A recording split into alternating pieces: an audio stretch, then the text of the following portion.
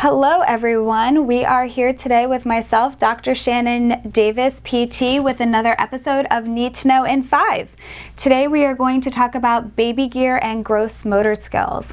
Last video I introduced the need to know about baby gear and how it works, and today I'm going to talk with you a little bit more about how that baby gear may affect your child's development and their gross motor skills.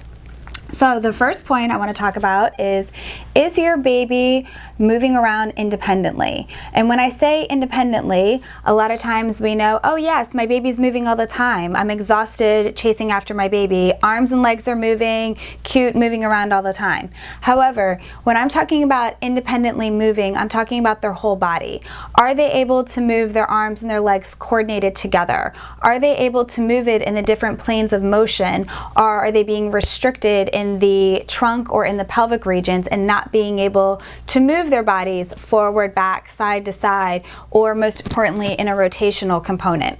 Those different patterns of movement are really, really important to the strength and coordination and development of their core muscles. And so that's why it's really important to make sure that we're giving our children the opportunity to practice their mobility skills and get a lot of that whole body independent movement throughout the day.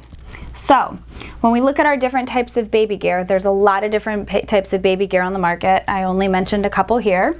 The swing, seats, carriers, walkers, bouncers, exercisers. All of those things provide some type of support for our children to be able to be in them and to be safe. Again, if they're in those things and they're supported, that support is providing some type of restriction to their movement. And that's what's important to keep in mind, because again, they're not getting that opportunity to practice that full body movement. So, if we want our little ones to be practicing on developing their gross motor skills, such as sitting, rolling, crawling, standing, and walking, they need that opportunity to practice movement independently. So, if we think about all the different pieces of equipment that a baby may utilize during a given day, when are they getting the opportunity to practice these different skills? Studies are showing that it takes at least 3,000 repetitions for a child to learn new gross motor skills. And as we know, children learn at very different rates. So for some children, it may take them 4,000, 5,000 repetitions before they learn these new skills.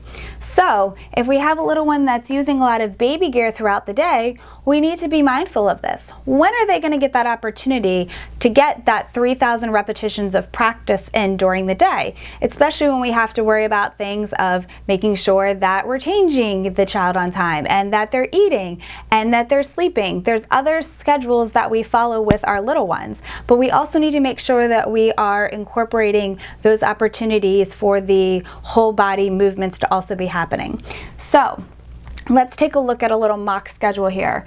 If we're using some of these different pieces of baby equipment, maybe we're only using the swing for 20 to 30 minutes while the child falls asleep. Then we use the seat another 10-15 minutes throughout the day, a little bit of the carrier, maybe 1 to 2 hours throughout the day, walkers, maybe 15 minutes, bouncers, exercises, again, another half an hour to 45 minutes throughout the day. If you add all of these things up, yes, it's short amount of time throughout the day, but when you add them up collectively, at the end of the day, you may find that your baby's spending 70 or 80% of their day confined in baby gear. And this is why it's really important to understand how the baby gear works and supports our children, but also understanding that if they're always supported, they're not getting that opportunity to get that independent mobility and motion to practice those 3,000 repetitions plus that they're going to need to develop those optimum gross motor skills. That's all we have for you today. Thanks for watching.